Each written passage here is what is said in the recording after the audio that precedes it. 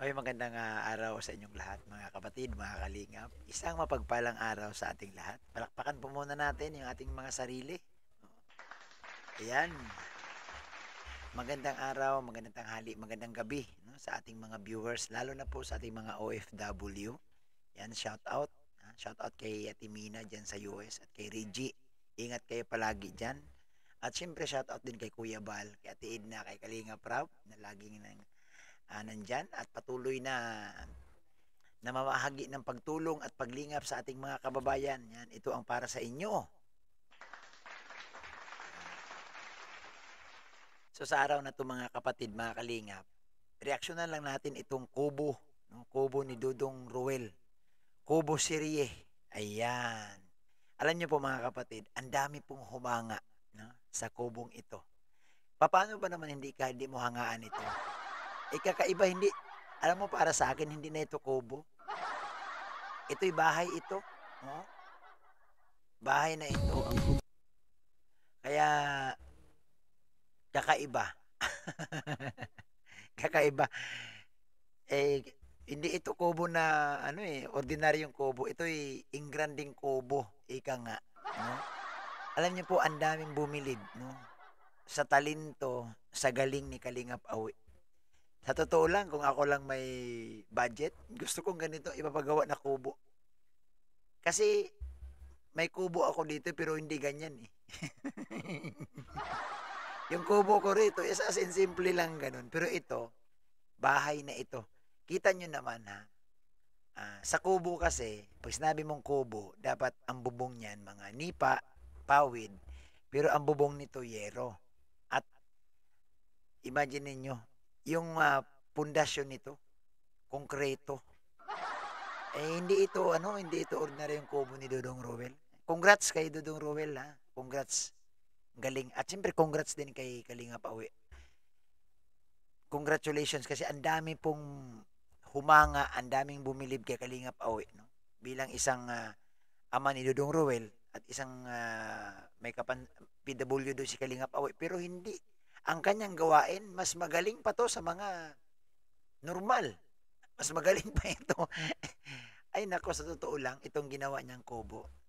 Kahit ako, sabi ko nga, kung ako lang may pera, magpapagawa akong ganito. Alam niyo, ang kubong ito, katumbas na to ng isang bahay, no, na maliit, yung mga tiny house. Katumbas na ito kasi alam niyo, sa totoo lang, kubo yan. Nakita natin, di ba, kubo. Pero yung kubo na yan, napakalaki. May baba, may taas. Pwede ka na maglagay ng rep dyan sa baba. Maglagay ka ng kusina sa likod. Pag inaanto ka, akyat ka sa taas, matutulog ka na. O di bahay na yan. Ay, panoorin natin kasi habang pinanood ko ito, may napansin ako, may tinuturo si Kalingap Awi kung saan gagawin ang swimming pool. Ito ha, ito, hindi ako nagbibiro. Hindi ako nagbibiro, baka sabihin nyo, ayan, si Bobby TV, nag-uuna-una na naman. Hindi. Mayroon akong basihan. Sinabi dyan ni Kalingap Awi kung saan daw yung location. Panoorin nyo. Ayan o. Ito namin. Panoorin natin ha. Konti na lang. Naglagay na po ng dingding. Oo. Dingding dyan at silindon. Tapos, ayan, kahit ina.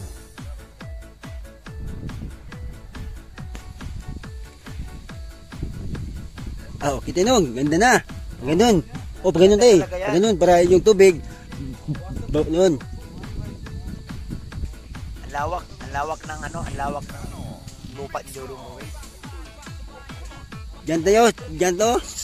Gawa dyan, gawa dyan, swimming pool, dyan, dyan, swimming pool. Swimming pool. Para may bisita dyan na maligo. Yan. Narinig yung sinabi ni Kalingap Awi, mga Kalingap? Narinig yung sinabi ni Kalingap. Ulitin natin. Para malinaw sa atin, no? Ulitin natin. Swimming pool. Para may bisita dyan na maligo. Yan, ito, isa pa. Dyan to. Gawa dyan, gawa dyan, swimming pool dyan. Yan. Dito daw sa area na to. Yan, ito yan o. Dito pala gagawin ang swimming pool ni Dudong Ruel. Kalain mo yan? Ha? Kubo na may swimming pool? Ay, nako.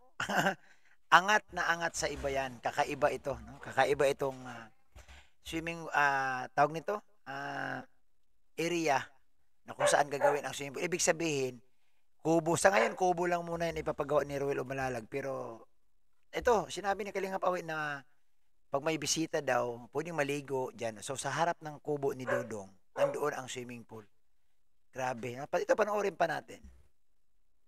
Ano dyan, swimming pool. Dyan pala, Swimming pool. Yan ang area. Para may bisita dyan na maligo. Oo. Ang ganda ng panahon ngayon, mainit. Mainit. Ang lawak, Ang no? ulan Ang pala. lawak at saka patag ng area. Ganda.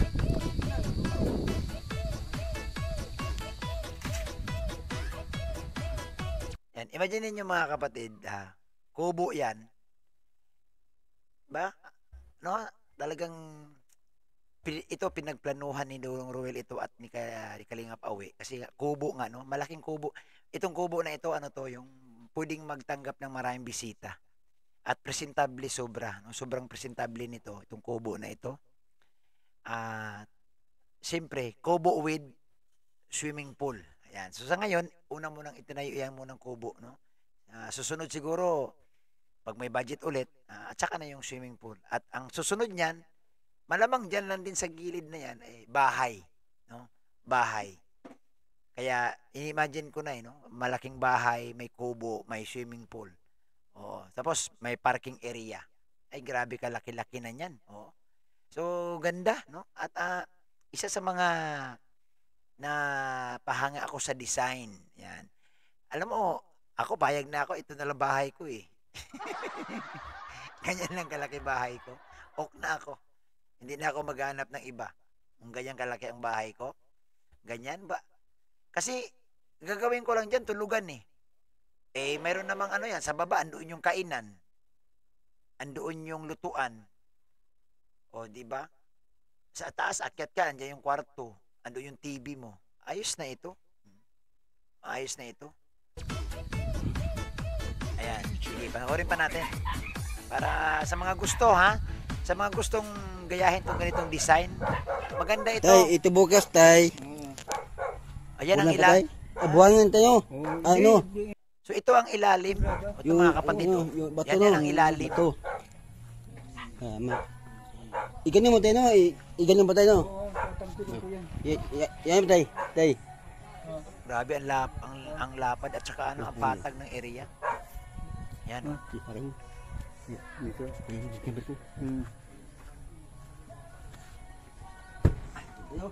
So ito yung pinakababa, no? Popluringan pa yan, simentuhin din. Kita nyo yan, no? Yung kanyang paikot ng kubo, nakahalo blocks, konkreto. Ay, labo-labo ka baga. Ay, talaga. Yan, no? Yan, no? Ganda, oh, tinan mo. Now the morning is the afternoon. We lay awake. Ayan, ang ganda ng pagkagawa nito, no? Simentado, maayos, malapad ito na kubo. Pag nasimento ito, pwede itong lagyan ng table, maglagay ng rip dyan, maglagay ng kung ano-ano. Pwede ito, kasi malawak itong kubo na ito at saka sobrang ganda. Pwede na ito maging bahay. Ganito na lang pagawa natin para mas makatipid-tipid tayo. Yan, kubo na may second floor. Yan. So, ibang kubo ito. Ganda. Ang ganda ata. Ito, panoorin pa natin. Ayan, o. Yan. So, yung makita mo yung design, yan, palakihan natin. Ayan, o. Ang laki ng, kawayan, pero angat siya. Hindi siya, ng anay dahil ang baba nito, puro simento. Nakahalo blocks, tapos nakataas lang yung kahoy. Ang ganda ng design.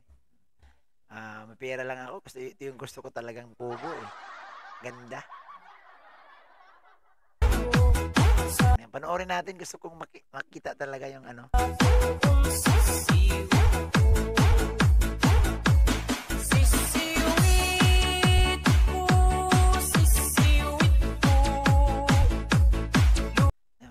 kapatid, tanungin natin si Kalingap Awi pag nagkita kami. Magkano kaya ang kontrata niya dito kay Dudong? Magkano ang labor niya? Kasi kay Dudong ang yung labor, materials nito eh. Yung labor lang yung kay Kalingap Awi kung magkano yung kanyang magkano ang binigay sa kanya.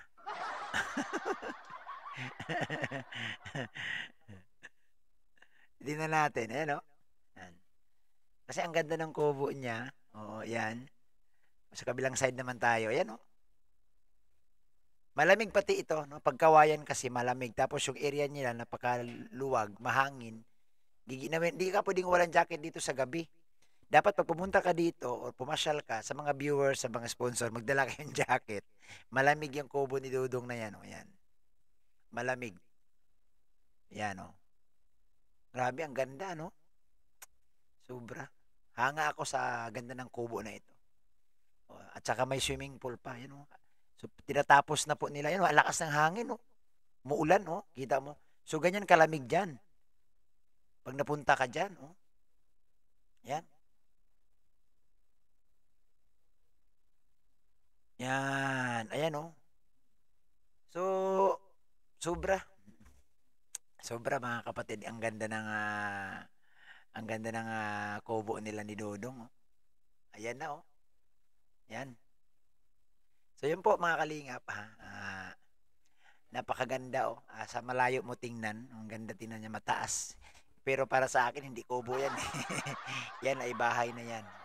So maraming salamat no. Salamat sa inyong lahat, sa mga nag-share sa ating mga video. Ito lang po yung ating maiksing reaction kay Kalingap Awi sa paggawa ng kubo. Ano ba ang ini-emphasize ko dito? Si Kalingap Awi napakagaling.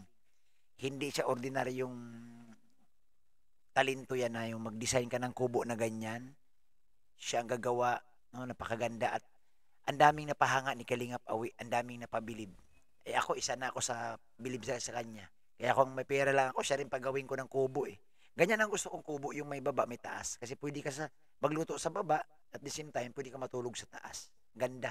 Oy, maraming salamat sa inyong lahat, sa ating mga viewers, kay Kuya Bal, salamat kay Kuya Bal. Suportahan natin si Ate Edna, Kalingap Rab.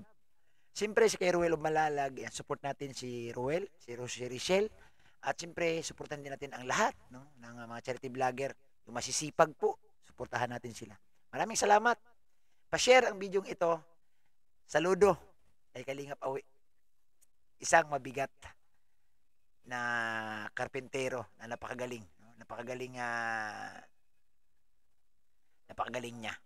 Ay, siyempre, i-subscribe natin. Salamat po sa inyong lahat. Salamat sa inyong lahat. Ito po muli ang inyong kabang lingkod, Bobby TV 143. Sa mga hindi pa po nakasubscribe sa ating YouTube channel, ito po ang ating official YouTube channel, Bobby TV 143. Salamat at isang mapagpalang araw. God bless. Mag-iingat tayong lahat.